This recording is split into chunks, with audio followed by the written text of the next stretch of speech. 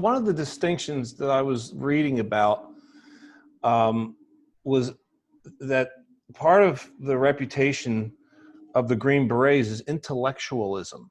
Yeah. What's up with that? And that's really what makes it so much more interesting, in my opinion. And being a Green Beret, I'm obviously biased, but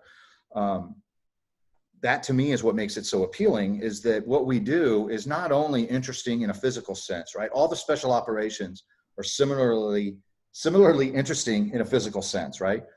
Shooting a gun is shooting a gun, parachuting is parachuting, conducting a raid is conducting a raid, right? And it doesn't matter, and we can all switch each other out to do those things. But the part that we play at the strategic level is a very intellectual based strategic process that we do. And that's what makes it interesting for me specifically on multiple levels, right? So we're tough guys like everybody else, but instead of just being tough guys, we've got this other intellectual thing that we're pursuing.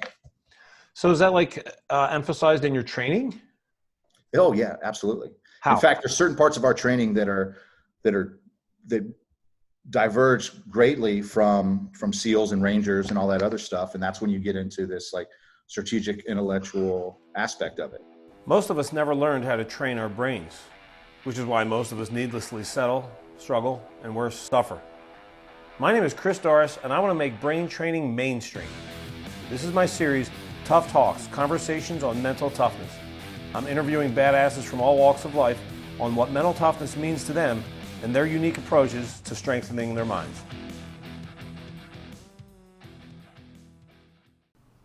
Hey guys, welcome back to Tough Talks, Conversations on Mental Toughness. I am your host, Chris Doris. And before we get to who our guest is today, I just wanted to remind you that if you're not getting notified of these new Tough Talks episodes or getting my blog posts in your email, then please go to christopherdoris.com/lists, LISTS, because there's two lists. There's that one I just mentioned, and then the other one is the Daily Dose. The Daily Dose, mental toughness tips in 30 seconds or less. You put your name in there, put your email, one click, and you get all the goods for free, of course. Right? Daily Dose come to your inbox every morning at 6 a.m., no matter where you are in the world, with a small golden nugget of mental toughness. And then, of course, Tough Talks and blog notifications. christopherdoris.com/lists. So our guest today is a fascinating cat. This is going to be an intellectual dialogue with a former Green Beret. Now, I didn't know prior to being introduced to him and then doing some research that the Green Berets are a unique special ops force. And one of the distinctions is that they are intellectual. I have a feeling that this dude, Dr. Joseph E. Long, is about to confirm that. So I started to read his dissertation. I couldn't find the whole thing.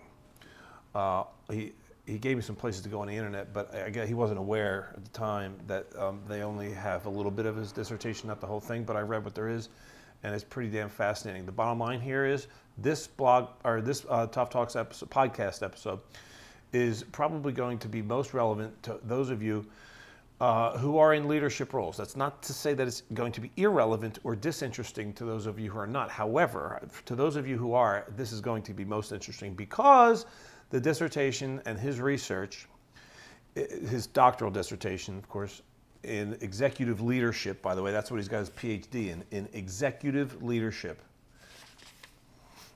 So it's on connectedness, like that successful leaders prioritize certain behaviors that result in more connectedness with people, and that drives to better results, which is amazing to me. And it's not surprising, it's amazingly valuable information for me because I've been trained that way from my mentors and greatest leaders. So I'm really happy to back that up with some research here.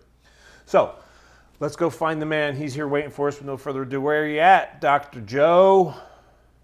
And folks, found him. Here he is, Dr. Joe. What's up, man? Not much, Chris. It's great to be here. Thanks for having me. Dr. Joseph Long. That's right. Okay, so Joe. You can call me Joe. Joe's cool, but Joe's researching cool. You online since that's right. Joe yeah. Long is such an unusual name. It's unusual and simple all at the same time that you Yeah. can't. So for differentiate research yourself. purposes, Yeah. we'll go with, if you want to look this guy up, and of course, we'll put all the links and stuff Yeah. at the end or in the show notes, but it's like Dr. Joseph E. Yeah. Long. That actually, the E actually helped. Actually, E was It really imperative does. in me researching in advance, finding your dissertation. Mhm. When I put the E in, it came up like that. Yeah. Dissertation, or, for all of my research, yeah, the E helps. Joseph E. Long, Dr. Joseph E. Long, Joseph E. Long with Special Forces. Those things kind of help get it to the right guy. Yeah. So that's a good segue. I'd let people know all about your fascinating history and your fascinating present day experience in the introduction. Right. So I let them know all about that stuff. So let's do some. In researching you, I really learned some stuff. Like I just didn't know that Green Beret is synonymous with U.S. Army Special Forces. That's right. That's synonymous. It is. They're the exact same thing, and there's some interesting stuff about that. Okay, let's hear it. And I even wrote a paper about identity, right, and about that Green Beret identity, because or SF identity is something. Was it Green Beret or it's the same thing? So, right? so there's it's one of those things, right? Words matter, and people associate things. So, Special Forces is colloquially known as the Green Berets, right? But it is a branch of the United States Army, just like infantry and armor and artillery. You have Special Forces, so we're all in the same branch. But there's also like a functional area, kind of a profession of Special Operations Forces, which includes Special Forces, right? So Special Operations, called SOF, right? SOF, Special Operations Forces. That includes everybody. So it's Green Berets, it's Rangers, it's Navy SEALs, it's the Air Force SOF, it's the Marine Raiders. What did you say? Right? Air Force what? Air Force has their own special operations, yeah. So they have combat controllers and they have pararescuemen. Oh, okay, right. So, and we're all inherently joint, which means that no matter what branch of the military you're in, we all come together and work under the same command, right? So it's a joint command, which is housed here at Tampa. And that's why I work here, because the 4-star level of the United States Special Operations Command is here in Tampa. And so no matter what, so if you're a Navy SEAL or a Green Beret or an Army Ranger or an Air Force paramedic, we all in some level come together and work for the same, 4-star general here. And that way we can, deploy forces all around the world and have some semblance of that. So that's Special Operations Forces. But Special Forces, so they're so close. And that's why in my one article, I was like, you can call a Navy SEAL a Navy Special Operations, but, they're mostly called by SEAL. So a long time ago, and it was, way before my time, probably coming out of the Vietnam era, they wanted to get away from being called Green Berets, because they're like, a Green Beret is a hat, we're Special Forces. But now with the dynamics in the language, and so when you talk about Special Forces doing something, sometimes people follow up with the question of, well, which one?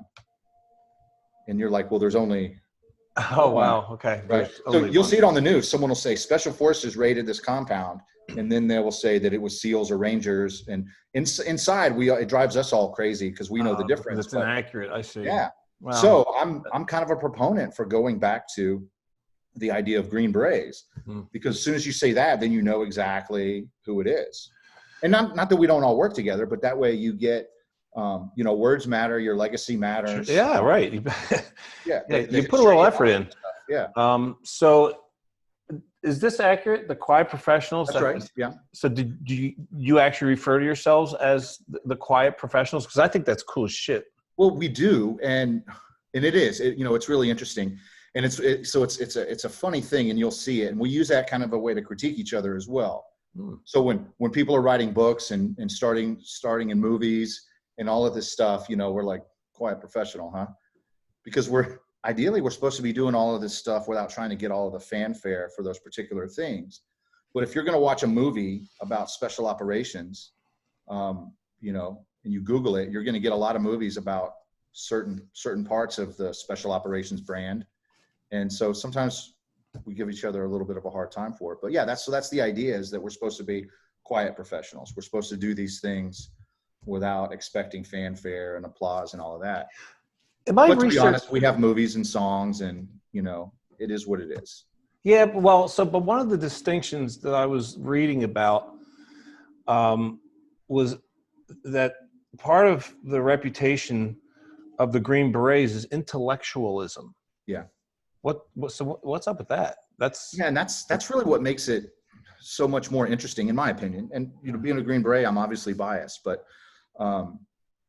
that to me is what makes it so appealing, is that what we do is not only interesting in a physical sense, right? All the special operations are similarly interesting in a physical sense, right? Shooting a gun is shooting a gun, parachuting is parachuting, conducting a raid is conducting a raid, right? And it doesn't matter, and we can all switch each other out to do those things, but the part that we play at the strategic level is a very intellectual based strategic process that we do. And that's what makes it interesting for me specifically on multiple levels, right? So we're tough guys like everybody else, but instead of just being tough guys, we've got this other intellectual thing that we're pursuing. So is that like emphasized in your training? Oh yeah, absolutely. How? In fact, there's certain parts of our training that diverge greatly from SEALs and Rangers and all that other stuff. And that's when you get into this like strategic intellectual aspect of it.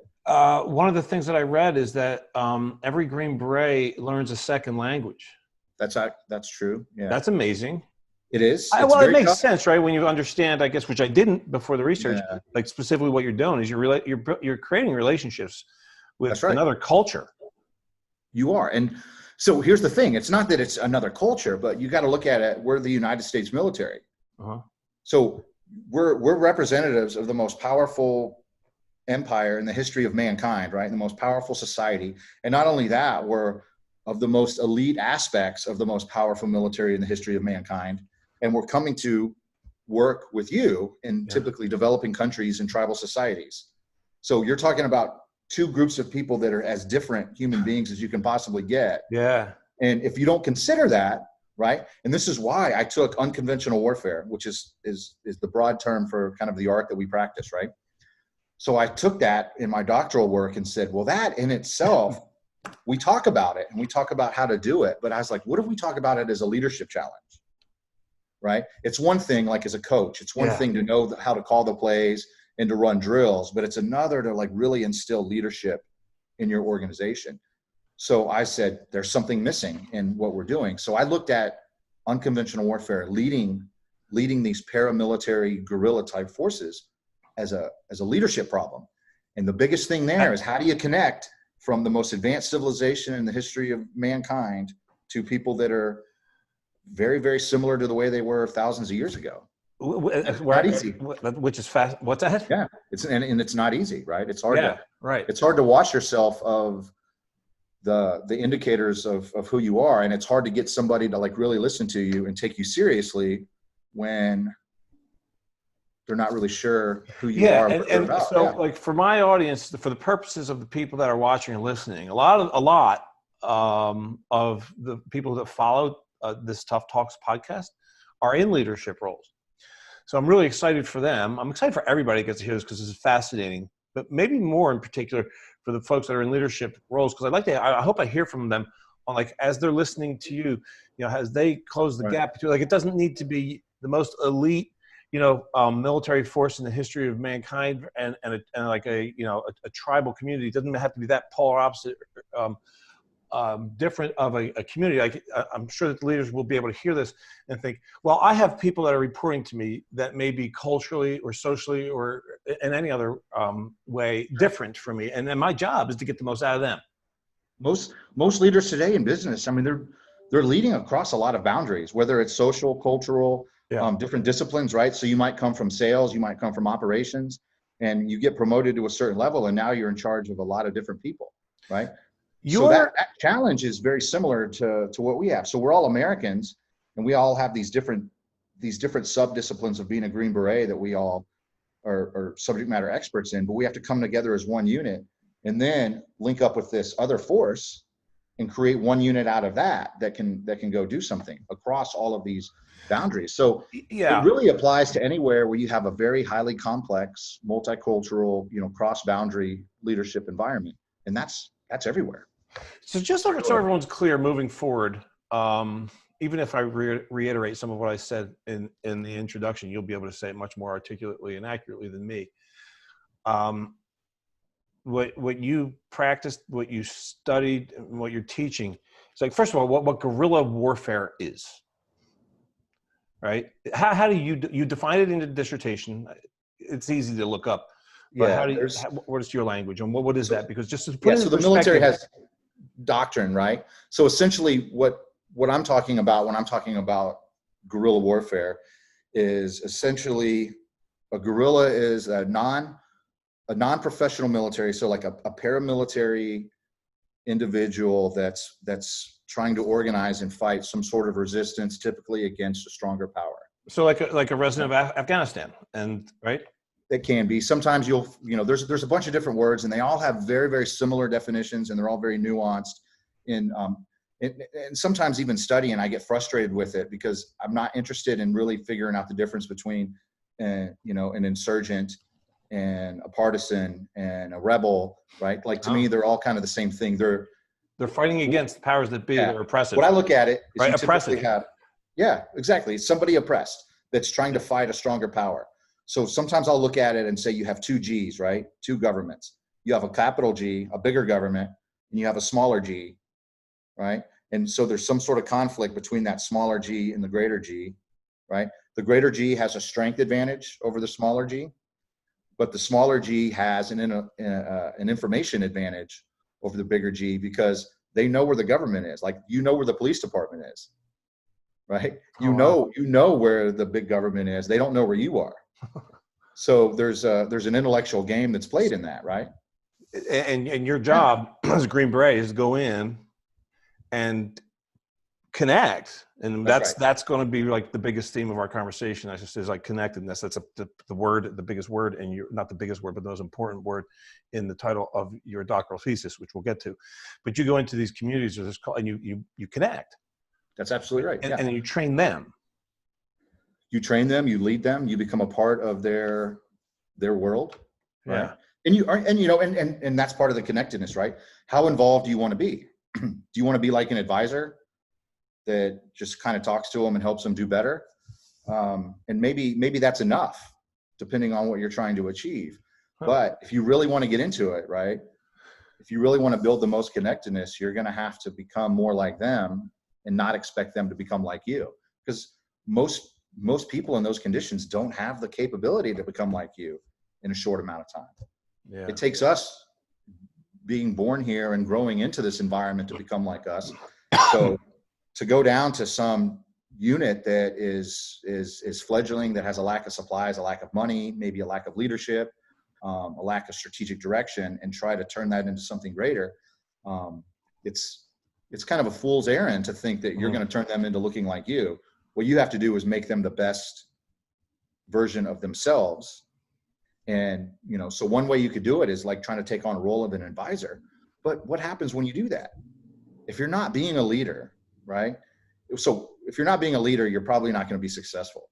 And if you're not being a leader, you're not going to gain the trust of these folks. And that's going to drive you to not be successful. So instead of looking at it as a functional problem, that there's a guerrilla force here, I'm going to link up with the guerrilla force, and then we're going to go fight on to some military objective. Right. I'm looking at it, I'm reframing it as a leadership problem and saying, as a leader, as an external leader, injecting myself into this ecosystem, how am I as a leader going to increase the probability that I'm going to be successful?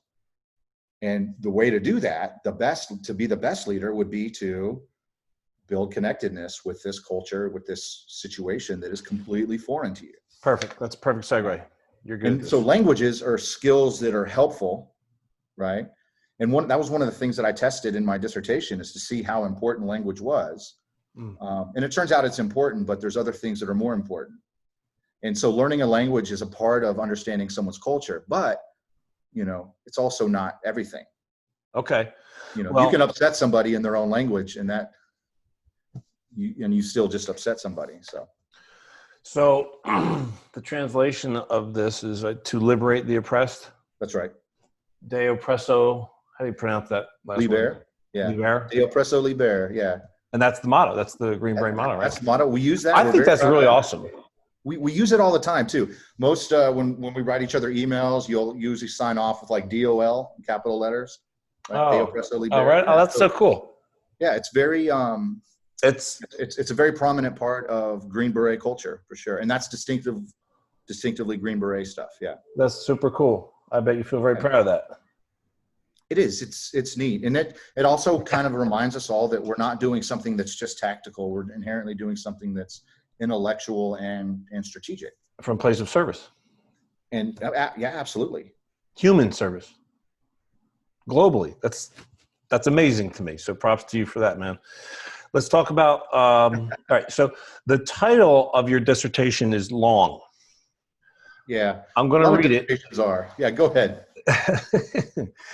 The guerrilla leader thesis. Theory. My handwriting shitty. Theory, maximizing the strategic impact of, and here's the key phrase for us, leading with competence and connectedness. That's right. In counterinsurgency operations. Right. Okay. The leading with competence and connectedness is the piece that I want to extrapolate. Mm-hmm. Right? Because those were the 6 sub-factors you just referenced. Right. Of the 6. Can we go through that stuff? Yeah. Does that seem like a good focal point? Let me start with the building block. Okay, great. So the building block is the actual guerrilla leader model. And it's a simple, it's in there somewhere. Yeah. It's a very simple, like 2x2 matrix. And so when I was thinking of it, I said, well, and this applies to anything, right? So you can be a business person in any kind of business, any kind of organization. To be successful, you have to be competent. Like you have to know how to do the business, right? Like I can be the best leader in the world, but if I go out of business, you're still out of a job, right? If you work for me. So I have to be competent enough to grow the business, to sustain the business, to take, strategic advantage of everything, to understand my environment. But then you have to be able to connect with people. And that requires a whole different set of skills. So when I look at that, you put those together, then you say, make it simple. So you say your connectedness can be high and low, and your competence can be high and low, right? So if you put those two together, you get a 4-way typology, right? Yep. So you can have ideally high, low, low, low, high, high. So if you have low competence and low connectedness, you're probably not going to be around for very long, right? Unless you have a lot of family money that's just going to keep you in the game playing, right? But that is a thing that you can be. Then there's people that are really, really, really competent. You can even see this in coaching, right? You will see some coaches who are really, really, really competent. They win championships, but when you look at their behavior, they are not very connected. There's some famous ones. I don't like to throw out people's names in public, but you can all remember those coaches that are throwing basketballs at people and yelling and screaming at them and all of that. Well, if you're not competent, that basketball player will not stay. He will vote with his feet and go somewhere else. So you almost have to be highly competent in order to be that disconnected, right? Yeah. But you also have the guy that is highly connected, but doesn't have a lot of competence, right? So that might be. Okay, gotcha. Yeah. So and there's some other extremes there too. So that's someone who might be new, right? Or a really, really great coach that everybody likes, but he's just not winning any championships. And what happens to that guy? Right. Right. So the one guy gets to stay on forever and become a legend. Well, and then eventually he'll get fired. As technology changes and his disconnected behavior becomes more apparent, but the other guy will get fired sooner, right? Guy or gal, like whatever. But so then you look at it and say, man, the world, there's some pretty interesting like dog eat dog aspects of what the world tolerates, right? You can probably get by longer as a disconnected leader than you can as an incompetent leader. But the ideal leader is one that's both, right? Yeah. And so when you look at my model, let's say if no matter whether you're a highly competent person or a low competent person, you're better off being with higher levels of connectedness, right? It's a Wait, strong hold on. preference. Really? That's what your research said? Because that's actually kind of a big deal right there. I It is didn't a big expect you to say that. Let's slow that down, because you just really caught my attention. It's a great point. Yeah. So if you're going to be weaker in either of those two areas, you're more likely to get successful outcomes if you're weaker in the competency measure or scale than in the connectedness, is what you said? Well, no, what I'm saying is no matter what, you're better off being highly connected. It's a strong preference. So no matter what your level of competence is, right? And so here's the thing. Some people say, well, I'm going to figure out how to do this, and then later on, I'll figure out how to deal with people. So you're saying if you're right, you better prioritize becoming the people person. Mm-hmm. And then there's a rub that comes with that. There's what? Because there's a rub, like there's kind of a paradox in this, right? So given that no matter what, if you're a highly competent person, you're still better off being highly connected, yet the world is still full of examples of leaders who are highly competent with low connectedness. And when you look in that quadrant, that's where your toxic leaders are. And the world is full of toxic leaders. And that's because the world tends to value the competence, and they will tolerate the disconnect. Interesting. But toxic leaders. So here's the question then. If you're a toxic leader and you can improve by becoming more connected, why do you stay that way? It has to be because you don't get it. Like you don't believe that there's value in connectedness. That's you right. don't have any evidence to suggest that you ought to invest in that. You don't. I mean, I'm assuming that. I mean, that seems like a logical guess. No, that's what makes it such an interesting conversation. Because so you look at it and go, hey, I can show you that you're going to be better off over here, but you stay here. And so it's one of a few things, right? It's either it takes a lot of work to change your personality and you're just not willing to do it. You don't see the need to. Or I even think that it might be a case of where you don't even really recognize that it's real and that you think that it's weakness. And there's some people like that. Yeah, I can hear that. There's some folks like that are like, no, you come hard all the time. And, so it's almost like, so we could look at it like a graph, right? So the more connected you are, the idea is that the better your outcomes are going to be. Like it's a linear transformation. And I think really it's not. It's more of a J curve, right? So those people that have high competence and low connectedness, they do very well. The people that have high competence and high connectedness, they do better. But the difference it's not a huge difference. It's a little bit of a difference because everyone else is in the middle. So they both are achieving like high levels of success. So the delta is very small. I see. So I probably should get a whiteboard next time we talk about this. So an uneducated person would say, what do I need that shit for? I'm doing just fine. Hey, if you're running $1 billion empire and everyone's afraid of you and it's working out and you've got a team in place and you're able to get things done, you might not even spend a lot of time caring whether or not you take care of your people. Right. And that kind of makes sense because in your world, in your experience, you got to that position broke, of power. don't fix it. Exactly. But if the person's truly committed to excellence, then they want to do their research and discover your research, right? Which says, well, there's another option here, which will have you do even better. Sure. And will require some behavioral changes. Can we talk about those? Yeah, that's a great way to do it. When I talk to people, when they start telling me their problems, right? I immediately start populating like the two axes in my head, right? And if I listen to you and you tell me, because if you're talking to me, you're talking to me about some sort of dilemma that you're in with leadership, right? So immediately I populate those things and I just listen to your narrative.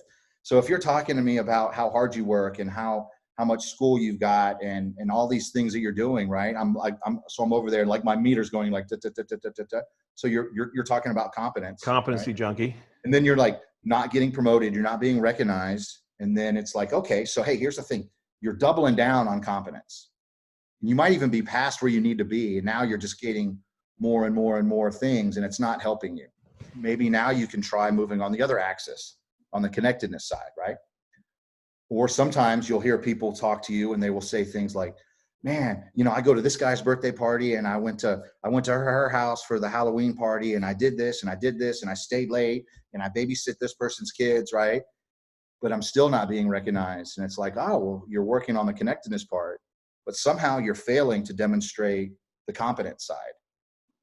So when you're too strong on either one, you can run into problems. So what I'm trying to do is help people say, if I'm not getting the outcomes that I want, there's probably an imbalance in my presentation. And that imbalance is probably somewhere between demonstrating competence and demonstrating connectedness. And like anything, too much of one thing is bad. There's a kind of a sweet spot in the middle. And that's what we're going to try to get, as a coach, that's what you want to try to get people back to is. You got what I wrote it down somewhere, but I can't. Oh, executive. So you have a Ph.D. in executive leadership. You also got your master's. So you went to West Point, of course, and then you got a master's in what? Where? I have a master's in defense analysis.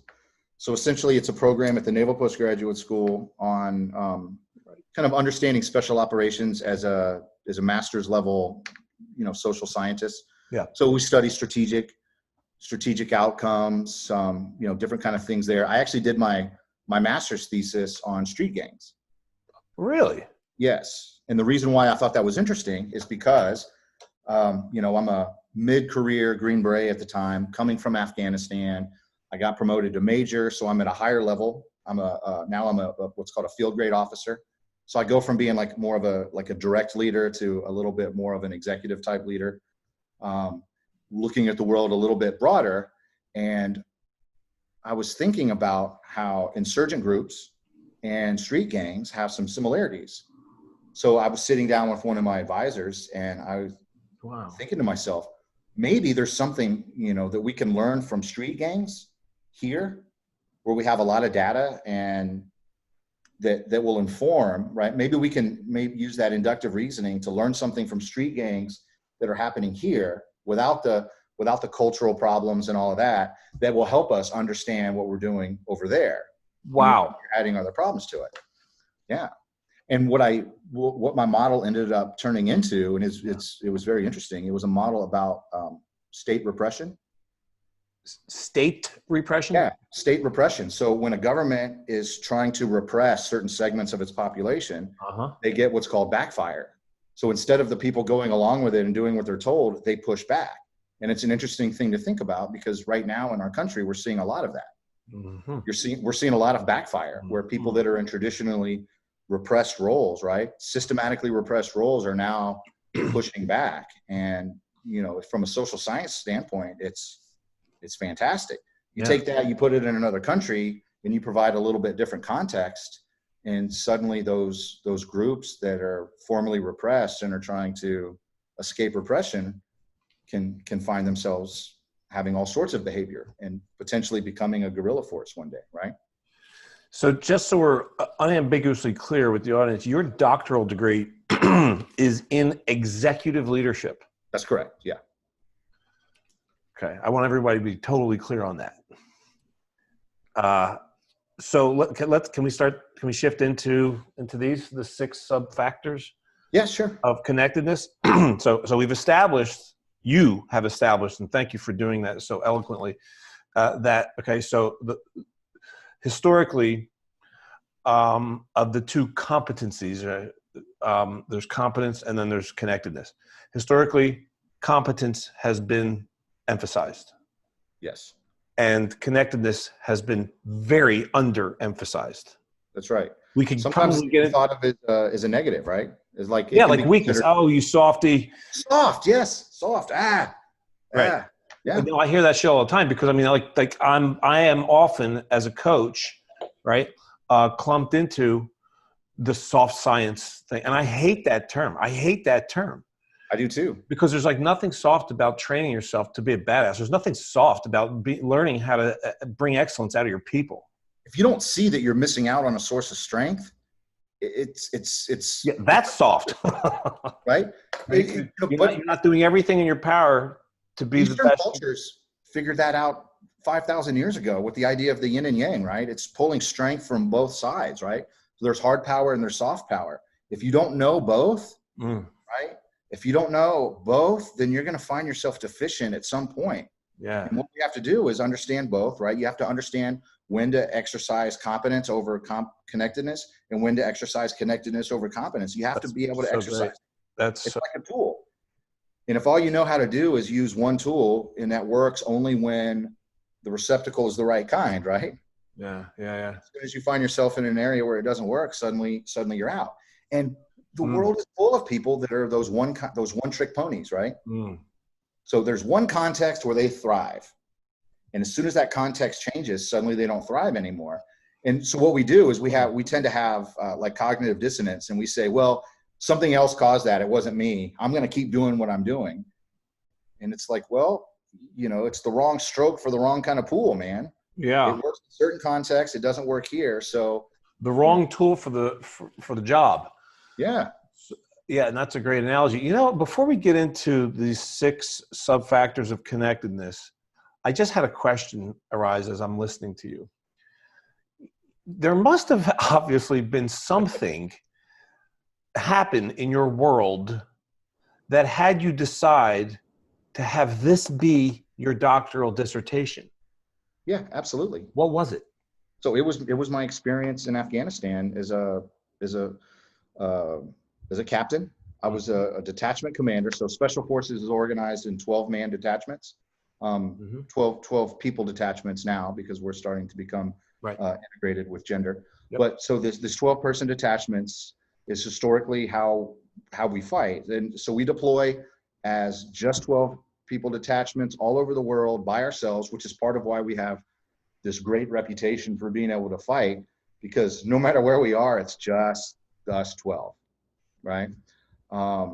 That's interesting. I'm sure there's my time when I was a captain, right? And so all the detachments are led by captains. So there's a captain on the team. He's in command, but he's a fairly junior leader, right?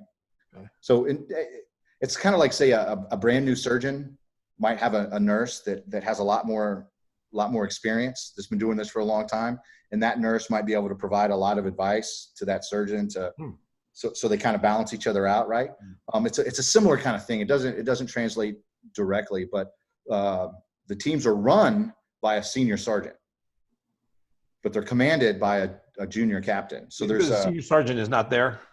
Oh, he's there. Yeah, he's there with you. So the senior sergeant is one of the 12. One of the 12. Yeah. Okay. All right. And he's arguably the most important person on the team. Okay. It's he's kind of the father of the team. Everybody looks up to that person, the master of all of the training, an expert in all of the tactical aspects. And the captain is in command, who has a focus of kind of looking up and out and more strategic focused. And the sergeant tends to look kind of internal, to manage the people and the training and all of that stuff. And it works out very, very well. So, and there's a little bit of an overlap, and you have to build a relationship with that counterpart sergeant that you have, and it's called a team sergeant. So the most important thing in the world when you're a captain commanding a Special Forces detachment is to build a very strong relationship with that team sergeant. If you don't do that, the team is really, really going to suffer, because you have one with a lot of legal authority and the other one with a lot of expert authority, and they're going to be fighting each other and trying to pull the rest of the organization in different directions. Then when you add some sort of guerrilla force that you're actually trying to lead, it becomes even worse, right? Now you're compounding that. But I had a great experience as a detachment commander from 2003 to about 2005. And some of that time was spent in Afghanistan. And my team sergeant and myself would sit down and figure out how we were going to try to lead this force, right? The Afghans at the time don't perfectly meet the definition of what it means to be a guerrilla. But my thoughts were, somebody has to, in order for us to study it. So what I'm looking at, and this is kind of how social science works. I'm trying to study the effects of leading a guerrilla. And then so I make an argument that the Afghans make a pretty close approximation of what it is to be a guerrilla. And therefore I'm going to use them. So I'm putting the effects of connectedness on the Afghans as a proxy to see how it would be for a true guerrilla force somewhere else. You're serving So you're actually studying and serving at the same time. Yes. That's amazing. Right. And Were but you these are the were things you that I doing thought that? I about. mean, you're just doing that because of you're just a curious human.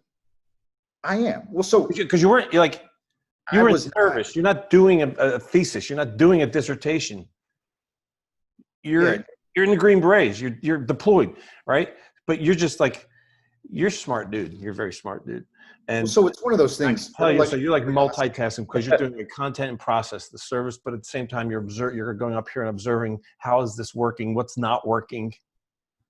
Well, it's interesting. Intellectual curiosity attacks us in different times in our lives. And I wasn't previously. I mean, I went to West Point, right? Yeah. But that was a means to an end. Like going to West Point was a way to be like, okay, I can graduate from West Point. There's a certain status that comes with that, and that's great. And then I can go off and kind of have this very exciting military career. And later on, when I found myself as a special forces officer in these very interesting circumstances, then I became more intellectually curious because I was like, I wish I was more prepared. I wish I understood the strategic context of what we were doing even better, right? I wish I had all of these different things. Then later I had a chance to go to the Naval Postgraduate School and get my master's degree. And I remember driving there. I was stationed at Fort Bragg, North Carolina, and I was driving to California. And I was like terrified of going back to school because I was like, man, I left West Point like 10 years ago. Mm. School wasn't really my thing. I passed, but I was really only there because I was interested in becoming an Army officer and going off and having fun. And now like my chickens have come home to roost and I have to figure it out. Mm. Fortunately, 10 years later and having those combat experience awakened like a certain mindset in me where I was now interested. Not only that, grad school is different. Grad school is more oriented to adult learning. The professors were conversations just like this, where you're a valued colleague and they're going to help you get better, as opposed to it being like a senior subordinate relationship. And I got excited about it. When you were in combat, were you noticing things that you thought, yeah, this isn't really working great, this could be better? You do to some degree. And you think, so this is one of the biases you pick up, right? You see how it works for you. But there's also a way to look at a broader field and see how it works out for everybody, right? And that's what social science is. It's kind of aggregating the experiences across, escaping your own perception, right? So like even as a coach, you might say, if I run a trap play, I'm going to get this effect and it doesn't really work for me. But maybe if we were to sit down and analyze, 50 teams running the trap play, we'd get a better sense of when it works and when it doesn't work. But what happened in your world though, that like had you go, when did the connectedness come up? Did it come up after you initiated your research, or did you initiate your research with this inkling that I think we need to explore more of the value of importance of connectedness and success from leaders? That came from starting part of my doctoral journey into leadership. So I had previously started a doctoral career in political science, which is somewhat fascinating, but it didn't really excite me because political science, not to upset any political scientists out there, but you'll recognize political science is about. It's okay. This audience is totally mentally tough. They won't take offense to anything. It's about studying the effect of certain things on other things. And I was over there at the University of North Carolina, and I'm like, I'm an Army leader. I'm an Army officer. My job is to solve problems. So I want to take all of these theories that we're learning and use them to solve problems. Well, that's kind of outside the bounds of what you do as a traditional social scientist. So when I found myself in another program pursuing my doctorate in leadership is inherently cross-disciplinary, right? There's no problem that exists in only one scholarly discipline. Mm. So in order to solve any problems, right, and leadership is problem-oriented, it becomes easier to look across all these disciplines, which becomes more exciting to me. I can study all sorts of different things. Then when I was doing that, I was like, leadership. Well, how do I look at leadership? And I was like, well, you have to know what you're doing, but you also have to connect. And it's just one of those things as you think about it, and like you ponder certain things when you're working out, and you explore ideas when you're writing papers. So you read things that other scholars have written, and you write papers and you argue different things about them and you try to understand it. And somewhere along the way, you develop a kind of a sense of your own theory, your own take on it. And that's what makes doctoral research so interesting, is you have to create new knowledge. So you see what the world already has, and then you have to find a little slice that's missing and identify some gap and say, my research is going to change, it's going to add to the literature of the world. That makes it exciting. And then once you get excited, the sky's the limit. And I was able to find that there was no real theory on how to lead in this very, very specific context. But the idea was that if you can lead, so part of my thing is if you can lead a guerrilla, then you can lead anything. Wow. And so that's where there's an idea that it's that inductive reasoning, right? If you can do that, then that will apply to any context that's complex and cross-cultural. There you go. The guerrilla. Yep. The guerrilla leader theory. So, wow, this is really cool. Yeah. It's hard to stay on track. I get it, because we can talk about. I know, man. It's like I still want to get to the 6 things, but there's more important I stuff. want people to be able to follow too, so I'll try to behave myself. You don't need to. This audience is hip, man. All right. They're comfortable with language. Yeah. They don't take shit personally. It's a mentally tough crowd you're talking to, and you get mental toughness. But I looked at that concept and said, well, where do leaders fail, right? They typically fail because they either become damaged from their competence, right? Or they fail because they can't get people to follow them. And so you could be the greatest business person in the world, and you can have this $1 billion idea, but if nobody wants to sit down in your garage and build it with you, then you're not going to get very far. Yeah. And you can be the greatest, most astute leader in the world, but if your submarine sinks, everybody dies on it with you, right? If you go out of business, my late mentor, I find myself recently mentioning him a lot. He died a few years ago, Jim Myers. He was a CEO of many, many companies. He started the CEOing when he was, I think, 9. I think he was 29 when he CEO'd the first company. So he was an amazing leader. He was iconic presence here in Arizona, in the Phoenix area. Very fortunate to have been taken under his wing and learned so much. And I would attend. He ran an organization at the end of his career called the CEO Forum. It was an executive forum group, right? Mm-hmm. So CEOs from all these companies, like some $1 billion companies and some tiny companies and everything in between, would come to these, the meetings, monthly meetings, and he would invite me to simply attend and observe and then do some speaking. And one of the things that I really loved about him, one of the many things that I loved about him, is he would always emphasize, like every single meeting, he would remind these business leaders who are so predominantly caught up in the competencies, okay? He would start meetings by saying, you remember, everybody, the most valuable resource your company will ever have is its human one. That's right. Right? And he literally loved his employees. 100%. And was proud of that. So he got, for whatever reason, he and I talked a lot about this, so it's not for whatever reasons. I know the damn reasons. It's the influence of his parents, who were tremendous leaders, and coaches that he had. When I think about the influences, the greatest influences, leaders in my life, coaches or any other kind of influence, they definitely understood, in addition to competency, they really understood and invested deeply in the connectedness piece 100%. of getting the most out of their people. I think if you were to measure that, you would find any kind of organization, the people that rise to the top are going to be those that aren't necessarily the strongest or the toughest or the most competent. They're going to be the ones that are the most connected. And like, I want to go test this. There's more research I want to do. I want to look at gang. Well, I want you to go do that. Can you get on that, please?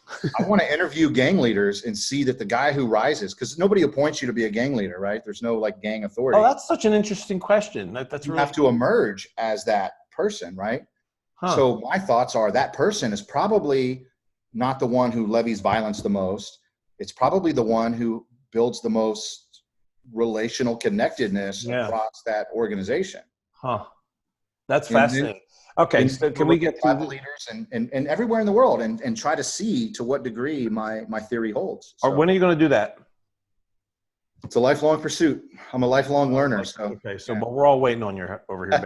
Okay, okay, because we could use some of that. We could even do the same thing with CEOs, right? Find mid-level, or mid-sized organizations that are very similar in a group of CEOs that are similarly rated. Mm-hmm. And we could interview them using kind of a variation of those 6 sub-factors of connectedness and see if out of those CEOs, the ones who have higher levels of connectedness don't also have better outcomes. Have you ever messed around with like the creation of some kind of measurement system for that, a measurement tool? You have? Yeah, I mean, I had to do that for my dissertation, and it's hard to do. But so one of my West Point classmates, after he read my dissertation, he's involved in the financial world, and he had gone from being like a financial guy to now supervising financial guys. And so he's reading this and he's like, leading my guys is kind of complicated as well. And so we had a couple hour long conversation where we took like these connectedness factors and rewrote them for the conditions that he's leading in with his independent contracted financial guys that kind of have their own things going on. He didn't want to lead them like a coach, where it's like, hey, everybody gather around, because he's like, they'll just stare at you and be like, leave me alone, kid.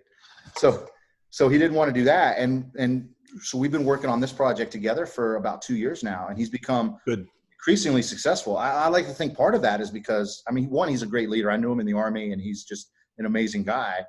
But I like to think that part of it was the strategic approach he took, where he put a special emphasis on the connectedness with a group of people that are traditionally not likely to connect, because they're independent people managing their own portfolios, and he's had some success, and wow, he supports me on it. So I am exploring some of these things, but it's a lifelong endeavor. My mind is reeling. You could see how much I'm writing over here. It's a lot. So many ideas. This is really, really good stuff. All right, let's finally get into the 6 sub-factors, okay, of connectedness. All right, can we talk a little bit about each one of them? We can, yeah, for sure. Okay. So first of all, create a little context for this. So these are the 6 sub-factors, okay, of connect. We've already established what we mean by connectedness is connecting with people. All right, so you identified 6. You narrowed it down to 6 things. Right. 6.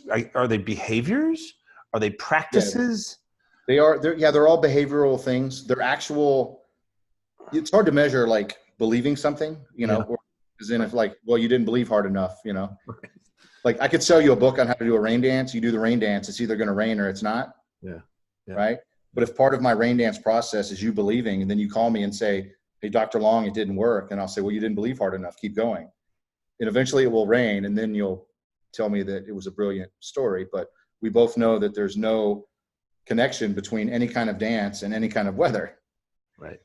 So that's why I had to measure like actual behaviors, things that you can measure, right? Okay. How often I or my organization does these things. And you measure it in social science to the best of your ability, and you're trying to say, is there enough evidence for me to say more likely than not I'm correct? Actually, really what you try to do is prove yourself wrong. You try to say, let me prove that I'm wrong, and my inability to prove that I'm wrong suggests that I might be right. And if I might be right, then we're gonna add this to the literature of the world, and then other people can use it. And that's what theories are, right? Is they're empirically supported at the time, potentially not empirically supported in the future, and until we learn more. All right.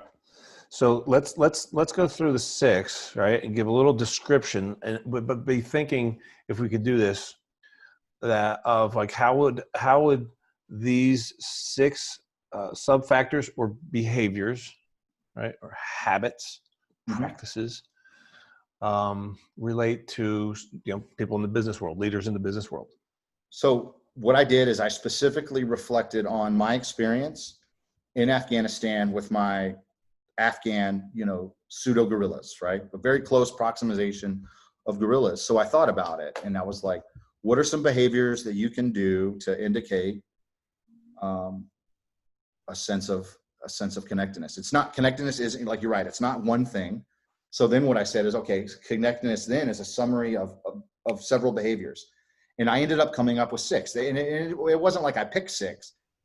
It exhausted itself at 6. Okay. Where when I was looking for number 7, I found that ended up being a subset of something that we already found. Okay. Can I just read them to people first, and then we can go through? You can, but let me just caveat this, that these were all specifically done for the actual context of leading Afghans in Afghanistan. But the idea behind them can be adapted to whatever situation you're in. But yeah, so yeah, and that's what I'm excited to hear from. I want to hear from folks right after we put this out, like how they're bridging the gap. Sure. And some of these things people might already do, right? Yeah. Sometimes in social science, you reaffirm something that you already knew, and people go, "Well, no shit," and you're like, "Yeah, but now we're measuring it, right?" Yeah. And now we know. Right. Like, yeah, I do that, but how good am I at that, and how can I get better at this? All right. So here are the 6 of them. Mm-hmm. One is, and you'll correct my language because I think I abbreviated it, but yeah. 1 is identity. That's right. 2 is planning. Mm-hmm. 3 is integration. 4 is culture. 5, which is so interesting to me, dining. Yeah. And 6 is speech. That's right. So let's cruise through those. Yeah. So identity is essentially looking at to what degree you're creating a collective identity that captures the Afghans and the Americans, right? Mm-hmm. So your Afghans have their own identity, and usually it's very varied, right? Most of them are tribal. And when you have an Afghan force that you put together, they tend to come from several different tribes, right? Mm-hmm. So imagine if you're trying to coach a high school club football team, and you have kids from a bunch of different schools, right? Now you have to they're coming from different tribes that are similar enough, playing the same game, but you have to create an identity. So you have to turn them all from all of these different teams into, the Wolverines, or something where you do that. And so that's what I'm looking at. Or the mules. Well, let's go with the mules. The mules, right? So do you have like 12 Americans living with X number of Afghans, and are you just 2 separate things living in the same compound? Or are you becoming one united thing through identity, right? Is there a shared identity? And it takes time to build. But so then my question is, I got this data through surveys, right? So I was asking other Green Berets, so like, what kind of things did you do, if you did anything, to build a sense of identity? Shared identity. Shared. I love the way you said that. A shared identity. Right. So I remember 2 of my guys. So when a team takes over a group of guerrillas, you tend to break up into little pieces, right? So we kind of break into a staff that manages this large organization. So you go from a group of them and us, and we show up and you reorganize them. So you have essentially 3 companies with a headquarters company. So there's really 4. And so 2 guys from my team would be the commanders of one company. 2 guys from my team would be the commanders of another company. And another 2 guys from my team would be the commanders of the 3rd company. So now they have their own 3 organizations that are subordinate to like our essential like battalion, right? So after a certain amount of time, I see one of my guys over there, and he's rummaging through some cardboard, and and I'm watching him, and he takes this piece of cardboard and he cuts out some little design and takes some spray paint, and then he goes back over to his guys, and then later on we see that they had he cut out some little design and they spray painted it on everyone's t-shirts that they wore under their uniforms. Wow.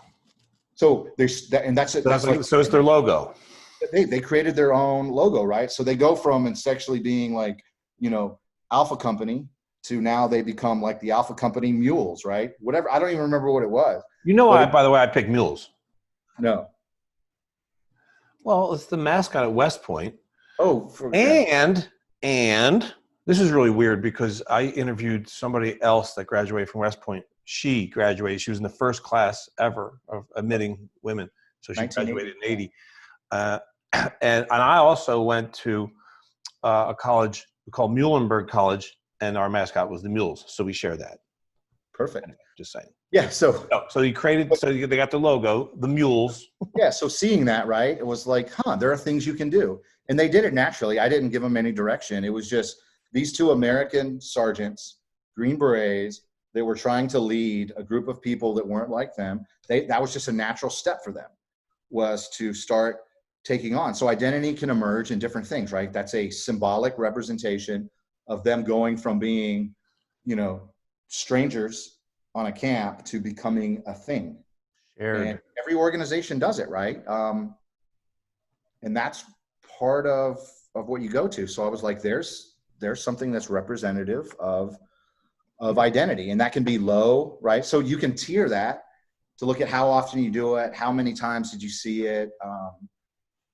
So I asked people to kind of rate that through their experience, like kind of in a tiered system. So like low, medium, high, and that kind of a way. That way you can see where more identity building, and see how that reflects on the overall outcomes, right? Yep. And that was just one part of it, but identity is a very interesting thing. And I still, even to this day, do research on like the Special Forces identity, the Green Beret identity. Oh yeah, you mentioned that earlier. It's an important part of leadership. If you have a company, that's like this, right? You got your own thing, your phrase, right? Which is impressive as hell. This is cool. You guys refer to yourselves as that? Like this is all part of your identity building. It is 100%. A huge part. The interesting thing about Green Berets is there's 5 active duty Special Forces groups, and each one is oriented to a different part of the world. And so even then, because of that, the 5 different groups end up developing their 5 different identities as well, right? Sub-identity. Yeah, there's a group that focuses on South America, right? So everybody speaks Spanish, and there's just, and when you get a bunch of Green Berets together, you can kind of tell. You'll be like, oh, you must be a 7th group guy, right? They have these little differences, right? We're all Green Berets, we all go through the same training, but there's just something about them. Yeah. I was in 1st Special Forces Group, which handles Asia and the Pacific, in India. And then there's a group that is focused entirely on Africa. There's a group that focuses entirely on the Middle East, and then one that focuses entirely on Europe. What was the second language that you learned? Indonesian. Wow. Yeah, Do you still speak it? We're terrible at that. What You're supposed to. where? That's the thing. We don't go to Indonesia because there's some political issues with us going to that particular country for a lot of different reasons. So it's difficult. The people in 1st group in Asia that speak their language the best tend to be the Thai speakers. Even though Thai is a difficult language, we spend a lot of time there because they're really, really strong partners with us. And you can go to a Thai restaurant in any city in the world and walk in there and talk to people that speak Thai and practice. So it's an easy language to practice and get good at. And we go there, so you get to go there and speak it in in the wild, and then you get to come back and speak it when you're taking your family out to dinner. So it becomes, that's cool. like self-reinforcing. It is hard to find somebody who's an Indonesian or Malaysian speaker. Yeah, but that was my language. We got distracted for a long time with all of us actually going to Afghanistan and Iraq. So we lost some of those skills. Yeah. All right, let's go to number 2. Okay, planning. Okay, and just to remind everybody what we're discussing, we're going through the 6 sub-factors right now of connectedness. Connectedness, yes. All right, so we just talked about creating a shared identity. What do you mean by planning? So planning, and these are really they're the variables that I'm using to reference all of the things that I'm talking about, right? So that's why they come down to like one simple word instead of it being a thing, because these are variables that I'm essentially putting into a math formula to see what the regression results are. But so the variable of planning is looking at, in addition to identity, how often do you integrate them into the planning of the military operations that you're conducting, right? So every day you're not just there leading your guys to the camp, you're going out on different operations, patrolling, there's gunfights that happen and all of these things. So then my question is it you leading everybody where like you do all the planning? Like a coach, right? Coach tend to do all their planning separate and then they tell the players later. It's very rare that the team comes in and actually sits down and plan. So that was my thing, was like, so do you incorporate, because not only are you leading the Afghans, they have their own chain of command, right? You have counterpart leaders that you're advising, right? So to what degree do you include them in what you're doing? Do they have a say? Or is it just Americans say and Afghans do? What worked the best? Yeah, so, well, that's what I wanted to explore, right? So my theory, my hypothesis was that teams who were more integrated in planning were likely to have better outcomes. Just like my other hypothesis was that teams that had a stronger sense of collective identity would probably have better outcomes. So these are the things that we explored, and then we'll talk about the results later. And you have to do that because you have to build this without knowing what the results are going to be. Like when you run the regression model, it's like terrifying because it could just turn out that you're wrong. Your research is totally insignificant. You can look at that and go, good effort. You're wrong. Yeah. So you, like, let's say you create a play, right? You create the whatever, I don't know, some new kind of football. We'll just use an example of like, something like a Philly special. That's a play in football. Yeah, I was going to say the mule flicker. The mule flicker to go against the flicker, whatever, right? So you create this, and you're telling people, if you run this on this kind of defense, you're going to gain. So you can watch 1,000 schools run it and see what the average gain, right? What the average offensive gain is. Compare it to the average offensive gain for schools that don't run it. Yeah. And you're hoping that there would be some sort of measurable, statistically significant difference, right? And then you can say, aha, that is attributed to the mule flicker play, pay me money, right? But if we measure that and you turn out that like there's no measurable difference, then it would be hard for you to argue that I should run your play, right? That's kind of the process that we're going through here. But you have to pursue this without knowing what the answers are. To keep it real. Because you're based on, this is all derived from the theory. Integration. Can we go to integration? So integration is similar to, they all kind of come out of each other, right? So you have identity, then you have whether they're physically engaged in the planning. Then the integration was the physical, actual integration of living on a camp with them. Mm. So I was looking at it, and it took me a while to figure out how I wanted to ask these questions. But in the camp that I lived on, the Americans lived together in the center of the camp. Okay. And the Afghans were on the outskirts. So there was very little integration. Then I was watching a movie called 12 Strong about the book Horse Soldiers. And in there, they didn't really have a camp. They were moving and pursuing on this like campaign. And it seemed like they were all kind of sleeping together and more integrated, right? So if you have, and this is something you might do, say, what's that? Remember the Titans, right? So as soon as they show up to summer camp, he automatically integrates these two groups with two separate identities, right? He specifically integrates them in rooms so that you have to overcome those things, right? That's the same idea, right? So it's that same concept. Are you physically integrating yourself with the Afghans, or are you remaining as separate from them as you can? And so there's like complete integration, and then there's complete lack of integration, and then there's all sorts of ways in between. Okay. Did you come to any conclusion on what was most effective? Yeah, you can see the results, but yeah, the results showed. And I didn't, and I gotta tell you, the reason I did not see the results is because I couldn't access the complete version of your dissertation online. Oh, that's right. That's terrible. Well, we're gonna need to fix that because I really want to read the whole damn thing. Yeah, and that way we can see what the overall results were, and Yeah. Sometimes I even have to look at it myself. But Well, yeah, so for well, I mean, just like from memory, like what? So was it the more integrated? Now I don't know exactly. It'll be interesting to see how like leaders in the business world hear this, and that wasn't relevant because we're not living together. you're not living together, but you're combining organizations all the time. Aha. You're combining Aha. organizations all the So it's a time. metaphor like Salesforce acquiring a Tableau. Yeah. And then Now now you're living together.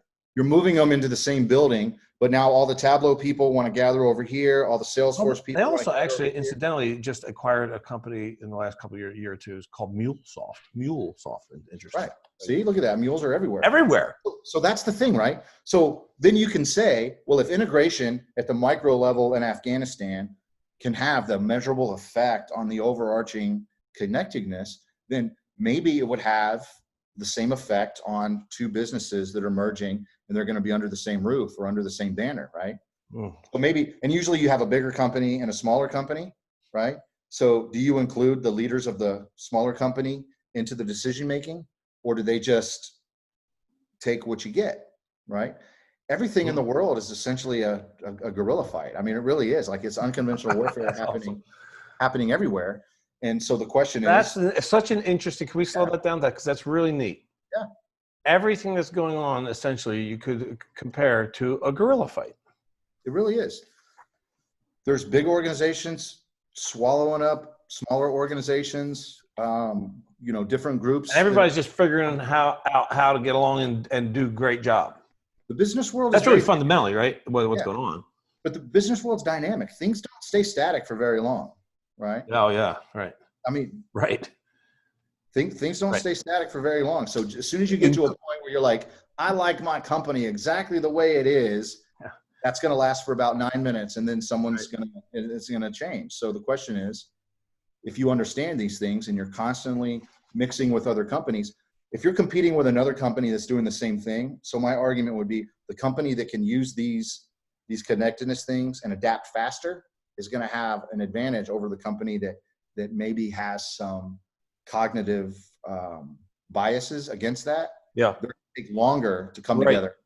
And so that advantage that you get by getting there faster, by getting the momentum going faster, is going to allow you to take on another company and have lasting success in a world that's constantly changing. Evolving. So the fourth of the 6 sub-factors of connectedness is culture. Now, I mean, that's a huge, everyone talks about culture, okay, in the business world. They sure do. And they should, but why? Or what did you find in your research specifically? And what I found about culture is there's a lot of literature already on multicultural businesses. And we know that, like, we've been working with multinational corporations for forever. But it's interesting because culture has a macro and a micro level, right? So there's like a German culture, but there's also like a Bavarian culture. Okay. And so you have to look at, are you able to adapt and consider culture at the lowest level where it's actually happening? So if we're gonna merge with a Japanese company, right? It's one thing to understand Japanese culture at one level, but it's another to really understand that particular culture of that Japanese company, right? Mm-hmm. But really what I was getting at in the questions that I asked about culture was, to what degree are you participating in Afghan cultural practices? And that's different because we tend to come to we show up as Americans and we expect them to do all of these things for us. But my question is, how often do you demonstrate a willingness to show respect through participating in what's important to them? Wow. Because what was important to them was important to them before you got there. That's very interesting. I can imagine that, like, patriotism could really interfere with that. It's really tough, right? You're talking, and we're talking about building a team that has to have like some of these things that are well outside the realms of patriotism. Wow. They're there for a complete different reason. That's why it's a huge leadership challenge to bring these two groups of people together, because we're doing one thing for for, you know, the Pledge of Allegiance and the national anthem and Right. and all of this stuff. And they're doing these things essentially for a bunch of different political purposes. Or religious And you purposes. have to find some sort of common ground that Yeah. allows us to work together. That is just tremendously fascinating. So my hypothesis is that the more you participate in their culture, the more that would be a demonstration of connectedness, and therefore the more positive your outcomes would be. Yeah. Okay, so that requires me then to put aside my attachment to what I'm familiar with, my own cultural, historical habits or belief systems. I have to open up for the singular reason of creating better outcomes. Right. Through connectedness. Through connectedness. Yeah. I can't connect with you if I don't participate in your. Yeah, if I'm not even going to be interested in like your cultural rituals, your beliefs, your practices. Yeah. Okay, so let's go to food. You can do the same thing in business, right? You take on this company and they get there and you're like, hey, we all meet at Fridays at 4:00 and we do that. And they're like, nope, we don't do that. Right. And we're not going to do it.